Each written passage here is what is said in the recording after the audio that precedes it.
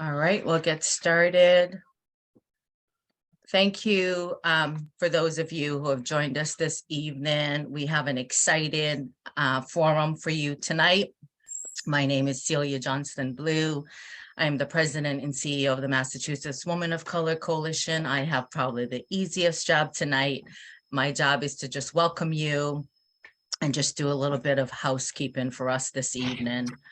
I first want to thank the team that has been working on this, our partner SURJ, Margot Barnett and Janet Davis from SURJ, Jean Morrison from MAWOCC, who is a board member and chair of our statewide chair of our political and civic leadership platform.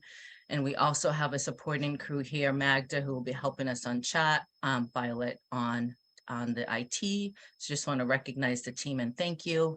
And also want to thank you to recognize Charlotte, Shanique, and Councilor King for spending time with us this evening. This has been a historic year in Massachusetts. 5 of our 6 elected office are women, and we've made history electing the first gay LGBTQ+ governor and the first Black woman to the Attorney General's seat. That really is amazing. And I wanted to just recognize our year just coming off of the election for the state of Massachusetts and leading the way there. Why this forum tonight? We really wanted to, first of all, civic engagement is all year round for us. And what better way to kick off our series that we have 3-part series? What better way to kick it off this evening than right after the election? And to talk to inspire and hopefully empower you to be more civically engaged with your public officials. We want to be able to share with them what's working well, what's not working well, and also be able to feel our power in holding them accountable when things are not going well. We just came off of COVID-19, where we saw that the inequities grew even larger for the Black and Brown community, and we have to get some skin in the game to be able to move the needle. And so tonight we will be talking with you about how we can do that together. And I will be handing this over very shortly to Janet Davis, who is going to introduce the moderator and panelists. After that, we will have a moderated session and a Q&A session for you this evening. Please use the Q&A track this evening for your questions, and we will do our best to get to them as quickly as possible. And then there'll be a closing remarks, and the hour is going to really fly by. With that, I'm going to turn it up. I also wanted to thank the families for sending it out to their group this evening. Thank you for that extra support, and I'll turn it over to Janet Davis. Thank you so much, Celia. It's a pleasure to be here and to have worked with all of you on this.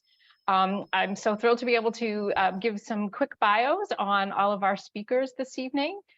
First, we have Charlotte Golar Richie, who will be our moderator. Charlotte is an experienced leader and administrator with a background in public service and political activism and a deeply held commitment to civil rights.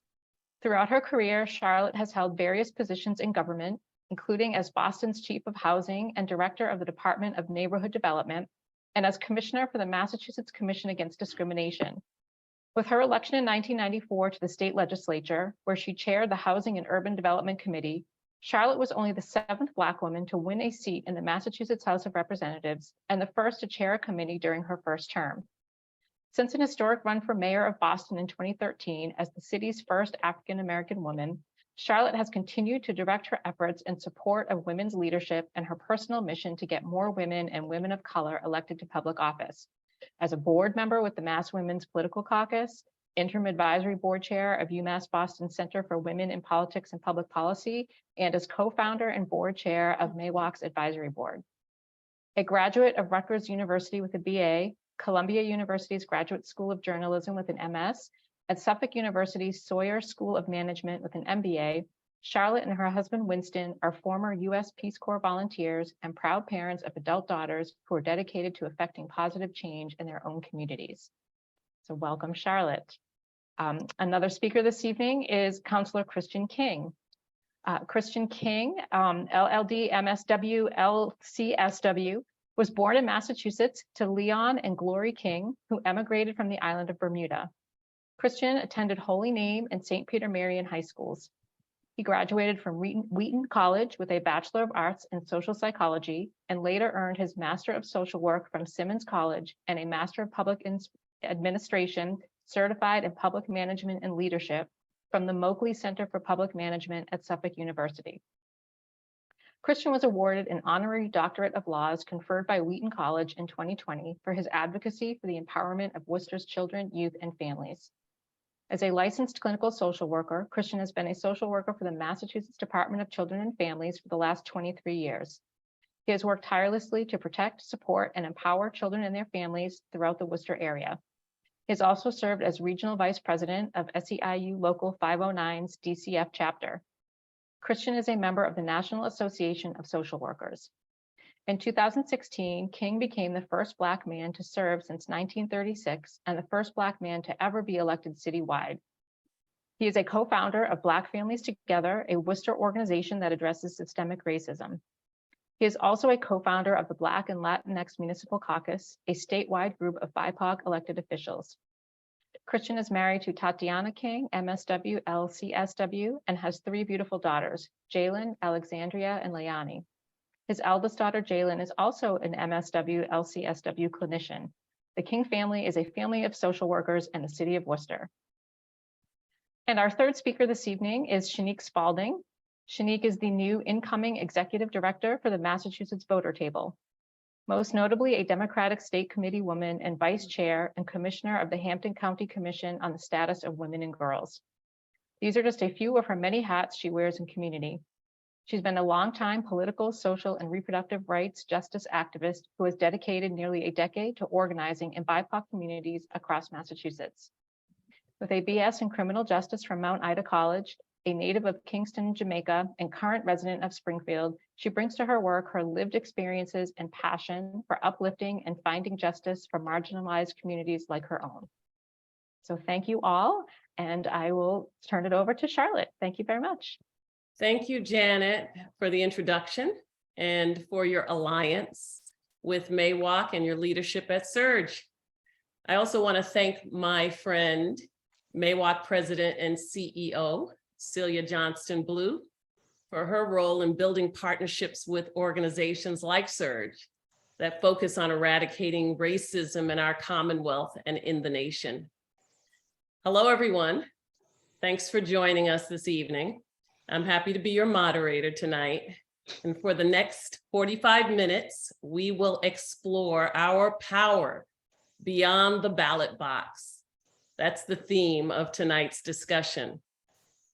To begin, Celia and Janet have asked me to briefly touch on my own story with politics, and then we'll hear from 2 dynamic leaders who have deep experience with voter engagement, and they'll share their views about actions we can take today to leverage our election day participation. So now that we voted, let's consider what's next. In kicking off this discussion, I want to echo Celia's acknowledgement of how history was made in Massachusetts last month with the election of a slew of women, wonderful, highly qualified women, to nearly every one of our constitutional offices: governor, lieutenant governor, treasurer, auditor, our state's first ever Black woman to serve as attorney general, and our first openly LGBTQ woman as governor. It's just quite remarkable. But we know these achievements were long overdue. Still, they are celebration worthy and worth the reminder that voters have a powerful role in bringing change to politics and government. Years ago, I had a former colleague, a city councilor, who used to warn his constituents in a playful way. He would warn them at community meetings, "Don't elect me and forget me." I had to think about that for a minute before I came to understand that beyond running for office and campaigning for candidates, it takes significant effort to sustain our engagement post-election. When it comes to my own story, Janet, mentioned my having been a legislator, and I think we're sort of was the seventh in the House, the seventh Black woman elected to the House, which is quite a story in itself. But I would say that I have, beyond the being an elected official, I've been a voter and a reliable voter. I've been a volunteer, a campaigner, a financial contributor. I give donations to people running for office because I know that it costs money to run for office. So I've done that. I have served as the head of a political committee. I did that for a governor, and as a member of the Democratic State Committee. So I have a party affiliation. I've been engaged in voter outreach and doing canvassing and making phone calls for candidates in our state and other states. And of course, I've been a candidate for political office. So during my days as an elected official, I remember the pressure I felt of holding myself accountable. So we talk as voters wanting to hold our elected officials accountable, but I felt that myself. It was a self-imposed pressure that I felt that I would not do a good job if I did not hold myself accountable. And I know I'm not alone in feeling that. Many of us who have been in elected office, we work hard, we show up at events, we filed and testify on legislation, we do our jobs, we support our constituents in all sorts of ways. But we still need to work on, and that's what tonight is about, building that relationship, strengthening that relationship with the people who sent us or enabled us to get these jobs, these very important jobs that are a privilege to have.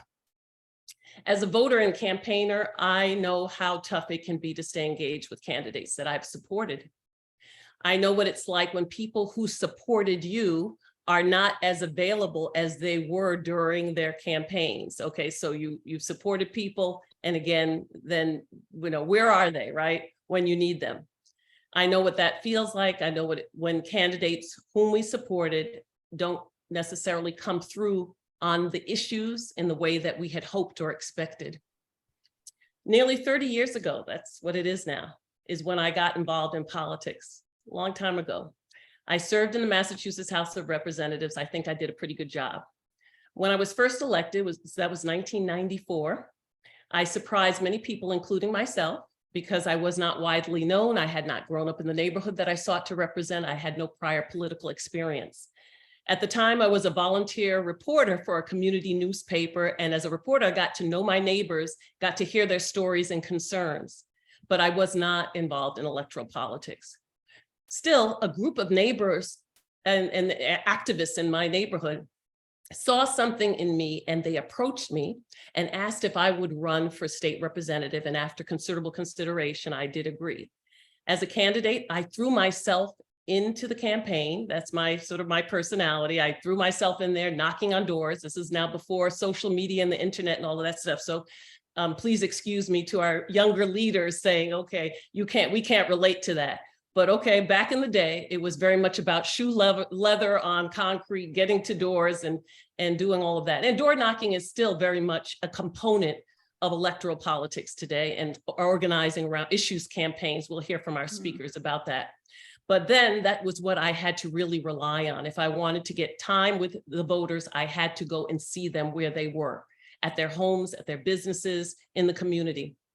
I worked to connect with as many voters as I could, and voters listened. They were so happy to have somebody show up in my neighborhood, which had been through some difficult times.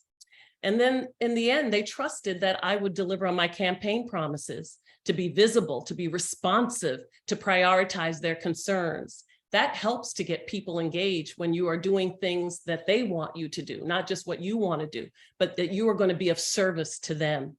So as elected officials, we do have to think about, why do we get in the business in the first place, right? To serve, to be a public servant. Anyway, voters then came out, and they did come out and they voted. They exercised their power at the ballot box, and I was elected. But as many of us now know, the process of getting elected and governing is a two-part process. And once I was elected, I felt the pressure to create my own action plan for how I could effectively serve my district and deliver on campaign promises. As elected official, I knew that my constituents thought I had the power, but they have power too. And that's important to know. For both sides, we need to figure out how to use our respective positions to leverage our power in the service of our mutual goals. And one way to accomplish this is what I will call kind of an inside-outside strategy. My inside-outside strategy involved my establishing a district advisory committee. Every 3 to 4 months, I brought together people in my district, about 30 people at a time. They represented virtually every precinct in my district with the group. Together, we established a legislative and community goals agenda for the district. I'd give up an update at the meeting. I would work on those issues. I'd have, have them come to the State House and testify. They would also inform my thinking around the goals that I should be pursuing. And together we did a lot of good work, including we set up these working committees on housing and labor. We got housing built in the district. We increased city services. We convened a jobs fair. We supported passage of many bills. This kind of community engagement is something that I relied on then, and I have relied on it in subsequent jobs, and it has served me well. So I would say, I will apply this experience rather to not just electoral politics, but to community and issue organizing. So I work for a national nonprofit organization called Youth Build USA, and young people who need our support, right? They want to get their GEDs and their diplomas and learn a trade, and they want to get a good paying job. Well, young people exercise their power to go to Washington to urge members of Congress to fund federal programs that would make a difference in their lives and their communities.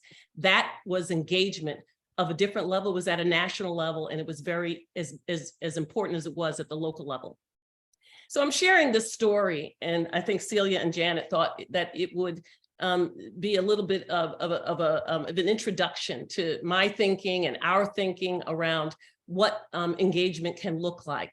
And the point that I'm actually trying to make here is that in my experience, both groups, the voters and the elected officials, they have power. Both have a mutual interest in staying connected after ballots are counted on election day. But we can improve on how we interact with each other, how we communicate our goals, and how we partner in issues that affect our communities. Okay, it's time to meet our panelists. Councilor Khrystian King and Mass Voter Table Executive Director Shanique Spalding. As Janet mentioned earlier, City Councilor Khrystian King, he is the first Black man in our state to ever serve as citywide city councilor. Elected in 2016, he's a social worker, union leader, a father, a coach, a social justice champion in the fight against systemic racism. Shanique Spalding is a brand new leader at Mass Voter Table. She's the executive director. 2 weeks ago, 2 weeks and 3 days, did we say, Shanique, I think? Okay, she arrives at the helm of her statewide organization with an abundance of political, social, and a social justice experience, a degree in criminal justice, years of organizing experience in BIPOC communities, and she's going to help us explore this issue about what can happen post-election day. Welcome, Councilor King and Director Spalding. I'm going to start with you, Councilor. Since your election, how have you gone about encouraging the engagement of your constituents in the city of Worcester? Yeah, I mean, being an at-large councilor, it's certainly a challenge here in Worcester. We have a unique Plan E form of government where our councilors, unlike in Boston, are not 9 to 5 councilors.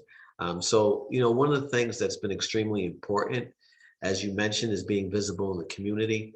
And one of the things that I always talk about post-election in the midst of campaign is please hold me accountable.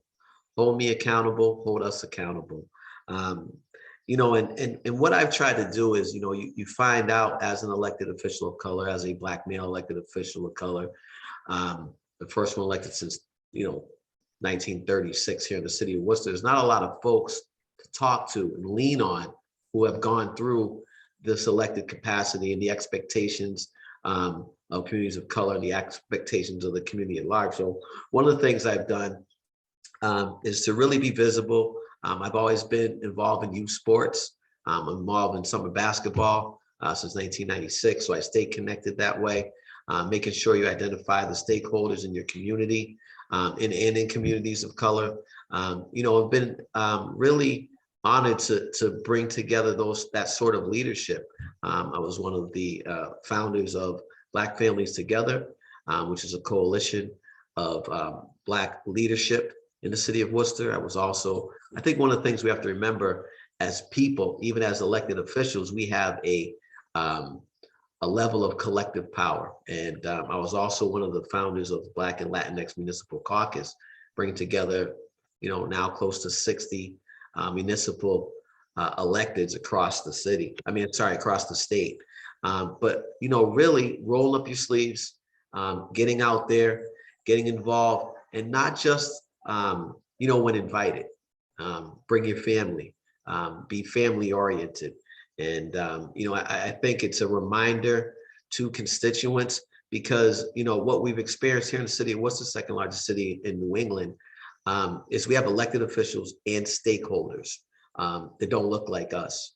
And what you'll hear from them is, yeah, that's a great idea. Yep, we understand the concern, but the response is essentially make me do it, make us, the institution, do it.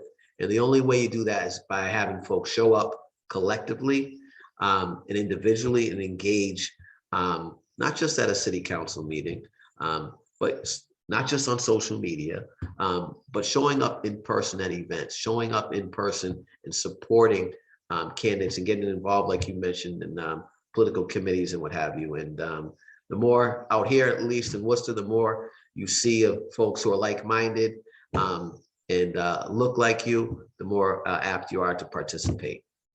So Councilor, do you find with, basketball and coaching, now you've got young people, you have families, they're not necessarily coming in to talk to you about politics, right? They just want to have a good experience and opportunity for their young people. Do you find that engaging with your constituents is more effective on their terms rather than you trying to come and talk to them about the latest, political issue that you're dealing with?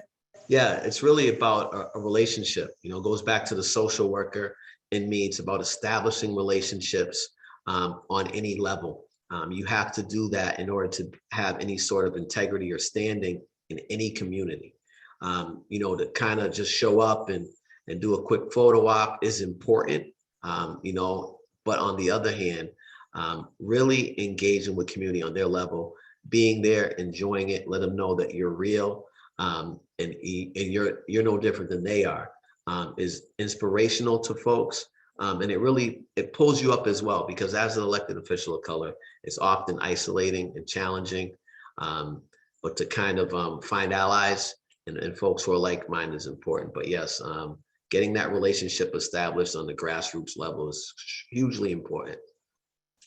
Maybe you might be even thinking that basketball talent might help our governor, lieutenant governor, as they start this new course in leadership. We got a good team. We have a good team. Yes. Tell me something. So one of your achievements is as founder of the Black and Latinx Municipal Caucus. Janet mentioned that. And as a caucus, have you identified together a list of priorities that you want to work on together? Maybe, tell us kind of what you're doing there, and how do you envision, let's say, the caucus in engaging with voters, because it's a statewide caucus, right, Councilor? Right. So yeah. How could the caucus engage even with the MAWOCC and SURJ audience that we have here that's been convened tonight to kind of to help people here pursue their goals? Right. We have in the past identified areas of commonality. As we know, electors of color are not a monolith. We certainly have different viewpoints on things. And with this new administration, we're able to meet with the governor-elect just prior to election. And we're in the process of reestablishing priorities. And it's unique. It's unique to try to get everyone collectively together. But really a show of solidarity on important issues is something that we're pushing towards. When we started this group, it was now Senator Adam Gomez, who's a senator now at the State House, Kim Janey, when she was president, and then mayor of city of Boston. And we had some really good stakeholders there. And we're in the process of reorganizing, you know, and coming up with an agenda. And the goal is to connect with the statewide caucus, to connect with our folks and really begin to develop a network of support, policy, and priorities for us as a community. So since we're talking about this power beyond the ballot box, you know, I wonder what your vision is about just sharing power with your constituents, you know, with activists in your community, that concept of sharing power. You know, it gets talked about, but to really make it happen, if it were easy, then we wouldn't be having this meeting here tonight, right? So there must be some challenges that maybe you or some of your colleagues face in that idea of sharing power. And I wonder if you could share that with us, Councilor, what your thoughts are on that. You know, I think when you're working with activists, you're activating alongside with activists. You know, there's always the push and pull, right? I've always said, as someone who pushed the envelope, it's one thing to push it and one to be inside the envelope that's being pushed. So kind of working through all of that, I think is important as an individual elected official. And, you know, you have to really have the courage of your convictions, you know, because sometimes when you're working with folks who are called activists, engaged community members, that there are decisions to be made that are not necessarily politic. It's not necessarily in the best political interests. You know, what I've always come back to is, why'd you run? Why'd you run? You know, and really taking a look at that. And sharing the power is also about, when you're getting involved with a collective, Black Families Together, for example, is really trying to be able to subscribe yourself to that sort of constitution of activists and engaged leaders. You know, and it has to be, it come from a humble place, and while being confident. And I think, you know, the challenge you have is when, you know, other things get involved, right? If it's municipal funding, if it's some sort of political narrative or agenda that's challenging for groups and individuals. Those are significant challenges when you're trying to stay true and focused on a solution, on a goal, because we know there's always factors that play into that. But I think those are some of the major challenges, is really, you know, when you're sharing power, understanding that, yes, you have a pulpit, you have a you know, a platform, and sharing the power, there's a lot of responsibility there. So a whole lot of responsibility for everyone, because you're not just elected for the folks who voted for you and didn't vote for you, but there's people, all sorts of people that pass through our city that need to be treated fairly and equitably. You know, and the real thing is that the power is really manifests in the community. And a lot of folks don't get that. You know, 3 or 4 people show up to city council and all of a sudden votes change. You know, and I think the more that we're out there and working civically with our young people, being out there in community with them, and they see you, then they know they can be you. This is a good time to bring in Director Spalding. I appreciate those remarks and around, you know, power and sharing power. Who's got the power? Director Spalding, congrats on your new job at Mass Voter Table. You do come with this wealth of experience. And I wonder what your viewpoint is on power sharing, and as you engage with the powers that be, the elected leadership, wherever they are, at the state, local, or federal level. What's your view on that? So I think that, my background has traditionally been in organizing everyday people to take action in their communities, right? On a number of issues, either legislatively across the state and legislative issues, or in municipalities with folks like Khrystian King. And so my principle is always that there is power in the people. Our elected leaders are not these like mystic creatures and beings that are on like this 50-foot, pedestal that we can't reach, right? They are elected by us and essentially get paid tax-wise by us to do, this work. And the work is to represent the individual in the State House, on Beacon Hill, in City Hall. And so organizers and activists that come from this sort of organizing field is about teaching people how to feel empowered to take action and be a part of the process. And I think great leaders and great representatives like Khrystian King believe that it is a shared powered system, right? Now, do all elected leaders think that way? No, but the reality is that we help them get to where they are, and it is up to us to let them know that the most power holds within the constituency.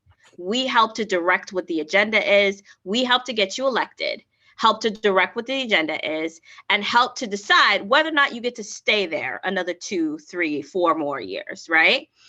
But I think that because so many voters and so many individuals feel shut out from the process, because there are entities that actively organize to shut people out, especially those who are most marginalized in our communities, to feel like they don't have a voice in the process.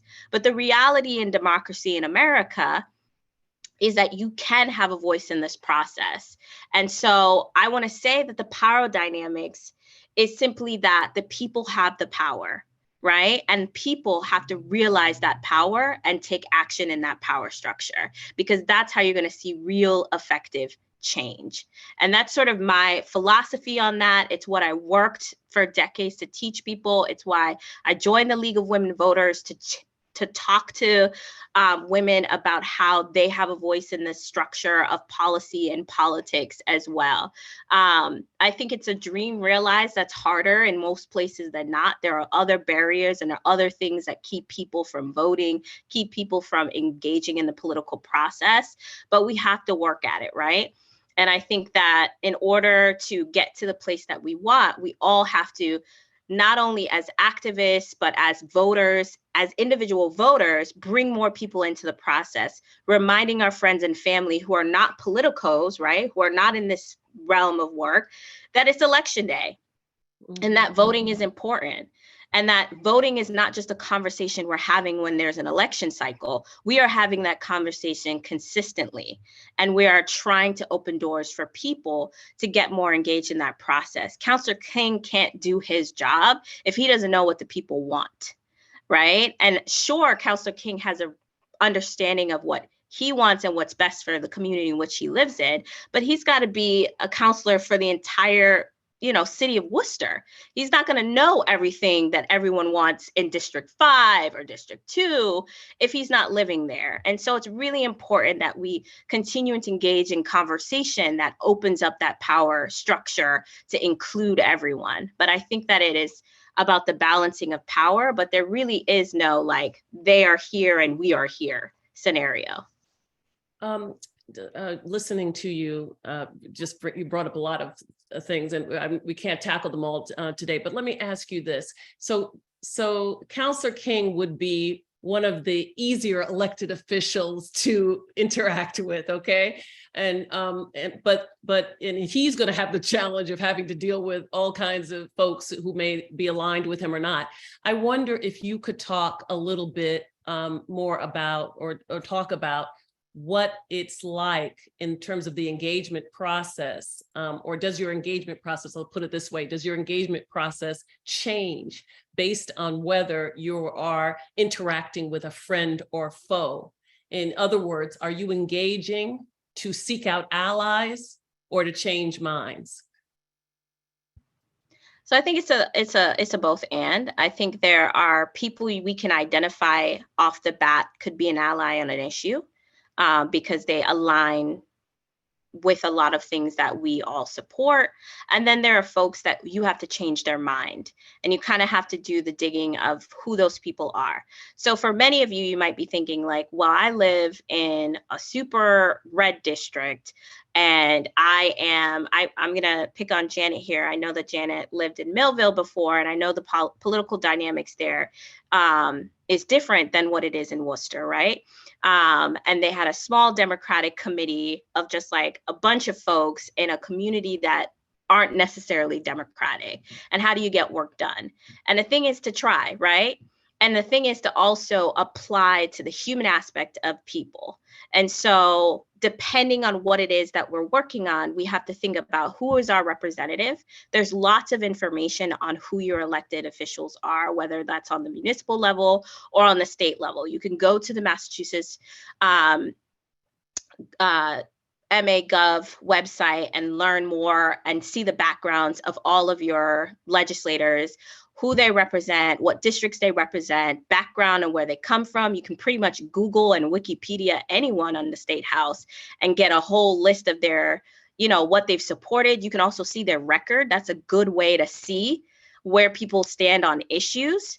And then on your municipality, your city halls often have profiles on all your city councilors, your school committee members, where you can read more, you can see where they live. You can also check those records as well of their voting history. And voting history is a good way to get a sense of a person that you don't really know that well.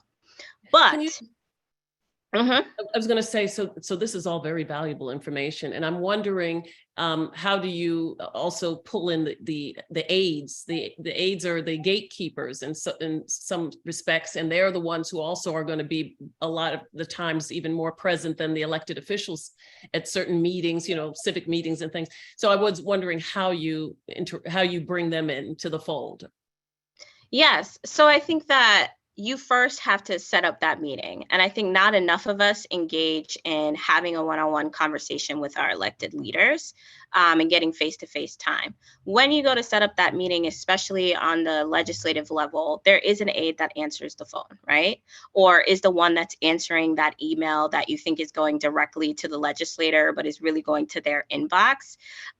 Setting up a time to talk to your legislator or the aide. Sometimes the aide is more influential because they have a little bit more time to delve into constituency meetings. But all of your elected officials and the people that work for them are human beings who often live exactly in the same district, that go to the same grocery store as you, whose children go to the same schools as you. And so a meeting of the minds really is about talking about what's important to you in your community, building a relationship. And that might take a few meetings, especially for those legislators who are, maybe not where you want them to be on issues that you care about, but we don't spend enough time talking to our legislators and being in front of them. So my recommendation, and when we're talking to people that are difficult or that we're trying to bring on board, my tactic has always been get in front of them multiple times so they realize you're not going to let it rest.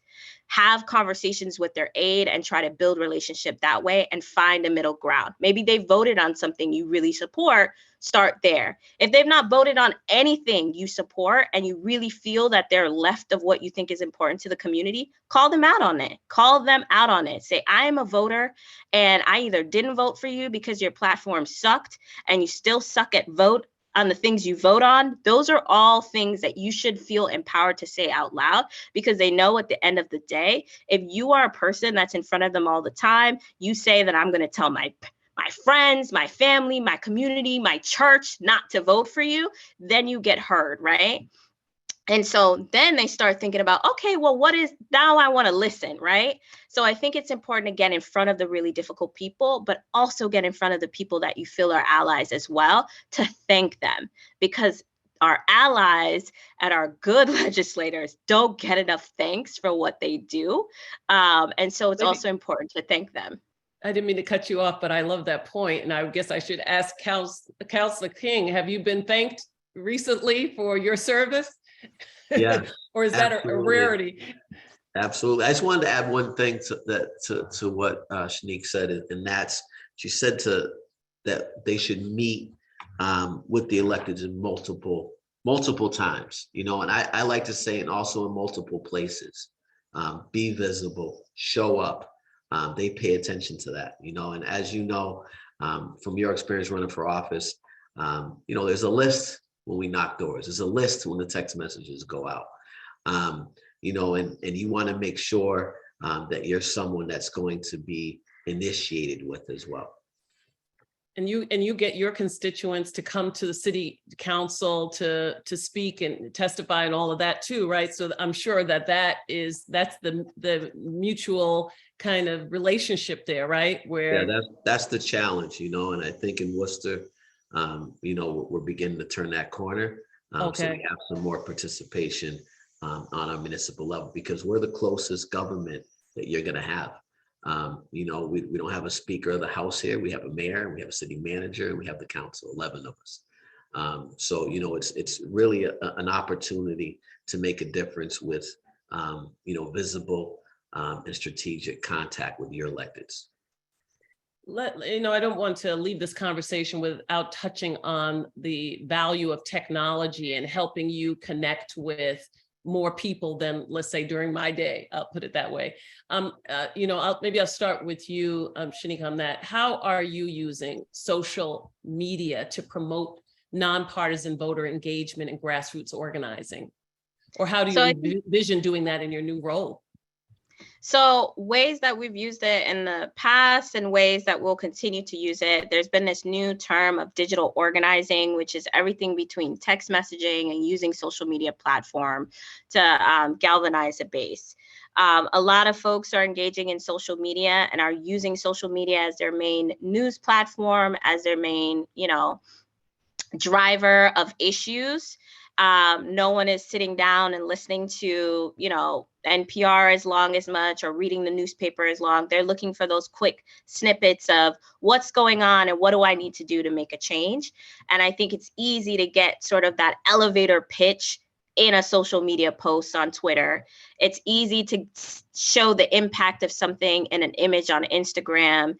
It's easy to set up a page to invite people to come out and speak out on an issue on Facebook. So there are different platforms that I think are really good at doing a number of things. Twitter is really great through the hashtag method of getting a lot of people from all over to be talking about a single issue and being able to click on a hashtag and see people all over the country talk about something. We saw that with the youth movement around gun violence, really kicked off on Twitter.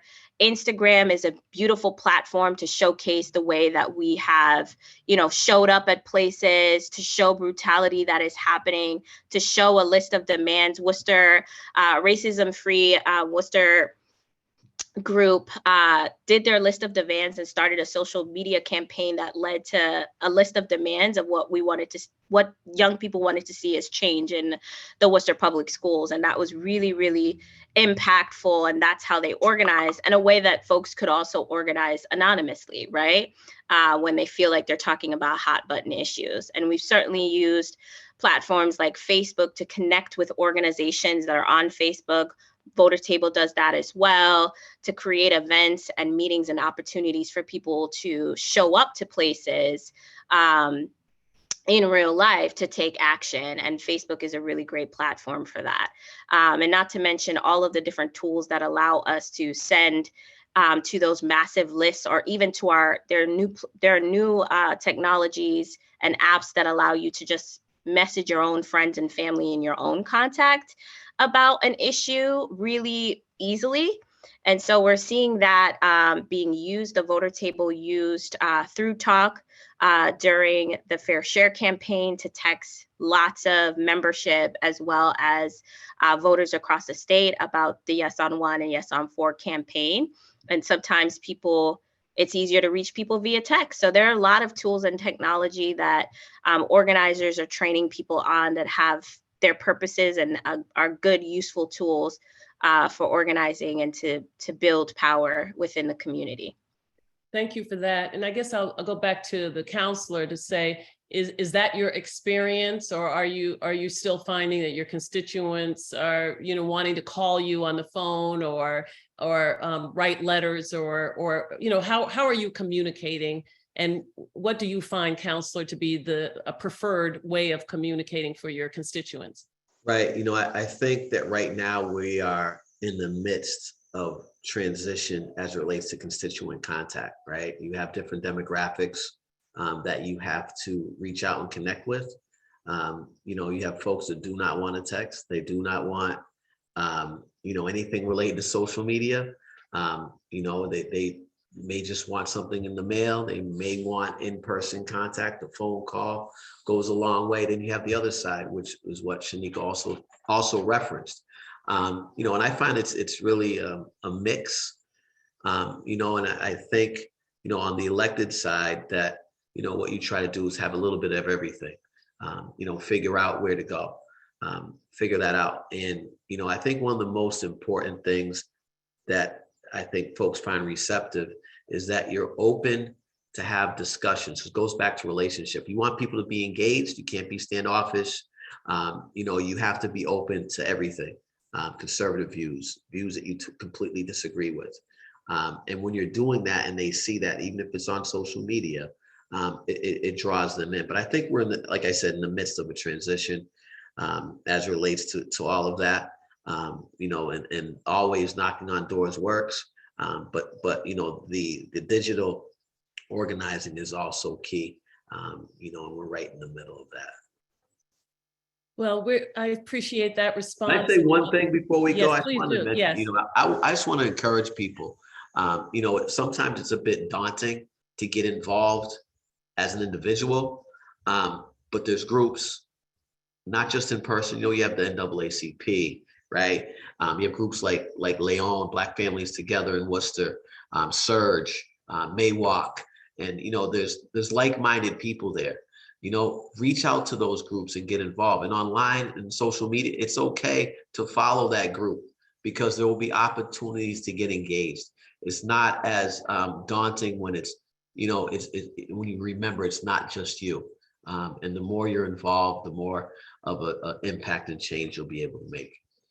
I think those are the perfect words to end this segment of this part of the program. And I want to say we want to leave some time for the audience to ask, a few questions and to join in this very important discussion. Executive Director Shanique Spalding and Councilor Khrystian King. It was really great to be part of this conversation with you. I'm now pleased to pass the mic to Jean Morrison, who's MAWOCC's board member and chair of the Political and Civic Leadership Committee, who with Magda Tekle-Michael and the support of our IT person, Violet Blue, have been tracking audience questions. And they're going to take it from here. Jean's going to take it from here. And I do want to say really a big thank you to MAWOCC, to Celia Blue, to Janet Davis at SURJ, and to everyone for making this conversation possible. Thank you. Jean, you're on.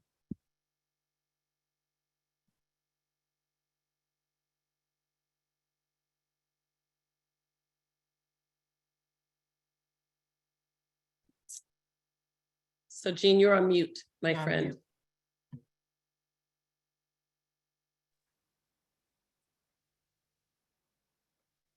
So sorry. Thank you, Charlotte, and thank you all for that informative and insightful conversation. And I hope all of you listening are as energized and charged up as I am about the positive vibes and reflection of the elected officials that we have here before us. And they've shared some really great ideas and practical steps for how they can engage with us and how we can be involved. So we do have a couple of questions from the audience that I would like to put out there to you. This first one is back to the issue of sharing power. It comes from Rosemary Shields. How much power do lobbyists have?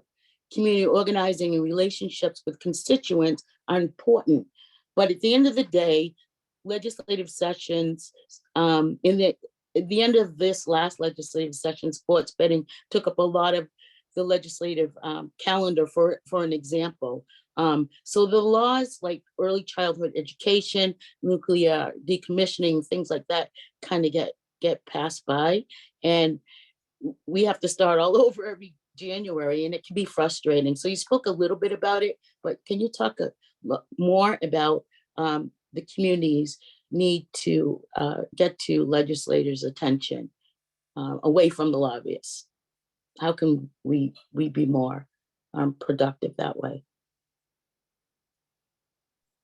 I'll take a quick stab. I know it's Shanique. I'll make 2 seconds. I just say coalition building. You are a lobbyist. You are a lobbyist. You know, and you know, I think one of the things I've learned as elected, just for, you know, I'm also a SCIU local 509 vice president, representative social worker. So I do a little bit of it, is identifying the allies where they are. If you're talking about on the state house level, identifying those groups and making those connections. Sorry, Shanique. No, I was just clapping because that's exactly what I was going to say, is that we are all lobbyists. The people who do it professionally just get paid to do what I'm saying. Schedule meetings and talk to legislators about what bills or issues are important. That's it. They get paid by an entity to do that work. Right. You have that same ability through every step of the legislative process to do that. So as Councilor King has mentioned, building coalition, which means by joining some of these groups and going as a group to a meeting. It could also be just gathering your friends and neighbors and scheduling that meeting and getting on that books, because it's important to remember that at the beginning of every legislative session, there are thousands of bills filed, thousands. And what rise to the top of importance is based on who legislators hear from the most about what issue.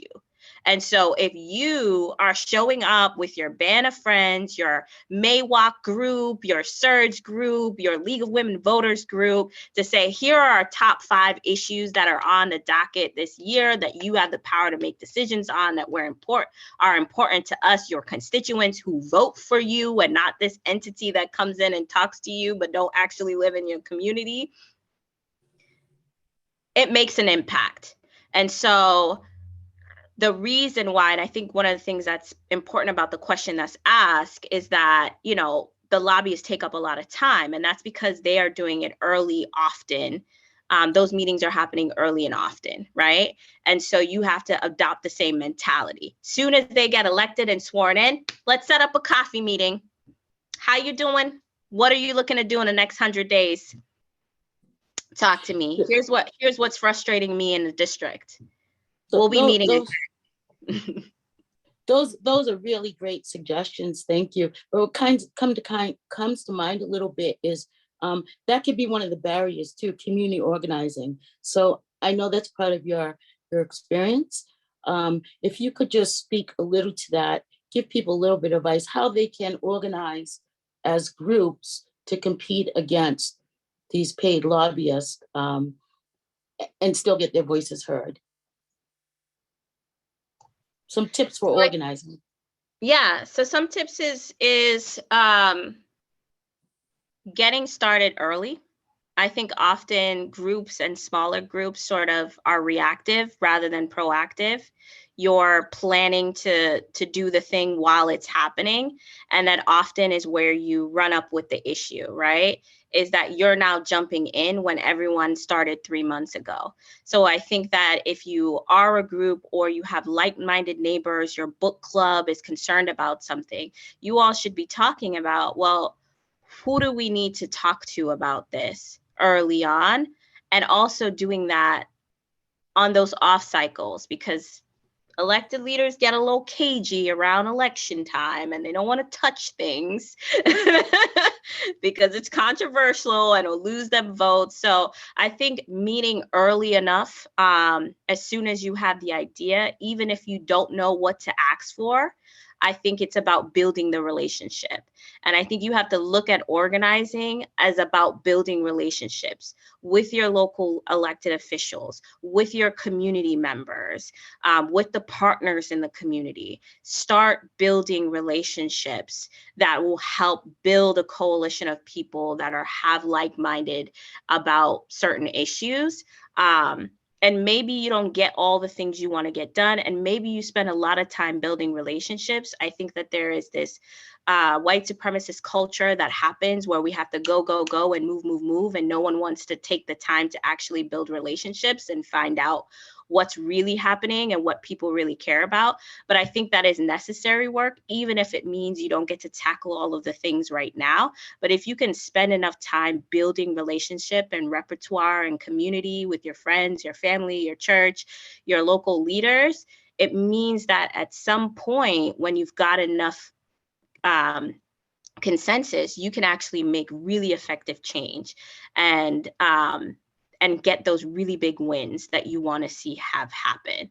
And so spend some time building relationships, meeting early and talking about the issues early on, and then setting up those meetings with your elected officials super early on. Okay, If I- great. If I could just Yes, add sir. 2 quick things, I know just on that to piggyback, knows how much time. But I would just say, do not be deterred by the no or the not now, because it's the relationship and it's the consistency. Some elected officials rely upon and anticipate dissipation, that you're gonna kind of gradually just go away. Look at the police reform movement and all things like that. Some electeds just drag things out, anticipating that things are gonna gradually slow down. There's gonna be less advocacy. So do not be deterred by the no or not now. Show up and be consistent. That's a perfect way to end this segment of building positive relationships and showing up. So thank you all. This concludes your Power Beyond the Ballot Box, the first of a 3-part series. We will be coming back to this, revisiting with 2 more segments, one on municipal government and another one on state government after the first of the year. I'd like to thank Magda, Tekla Michael, and Violet Blue from MAWOCC for their technical support. Our moderator, Charlotte Golar Richie, MAWOCC co-founder and chair of MAWOCC's advisory board, for sharing her story and best practices, as well as thanking you, the panelists, Shanique Spalding, incoming executive director of the Massachusetts Voter Table. Congratulations. And Khrystian King, Councilor at Large for the City of Worcester. Thank you to Celia Blue, President and Executive Director of MAWOCC, and our collaborators, Janet Davis and Margot Barnett from Showing Up for Racial Justice, SURJ, Worcester, for your partnership and helping us put this program together. And most of all, thank all of you for the participants, helping to make tonight a successful event. I hope you learned a lot, and good night. Thank you, MAWOCC. Thank you, SURJ. Thank you, everyone. Thank you. Thank you, team. everyone. Good job. Bye-bye. Thank you, Janet and Margot. Thank you all.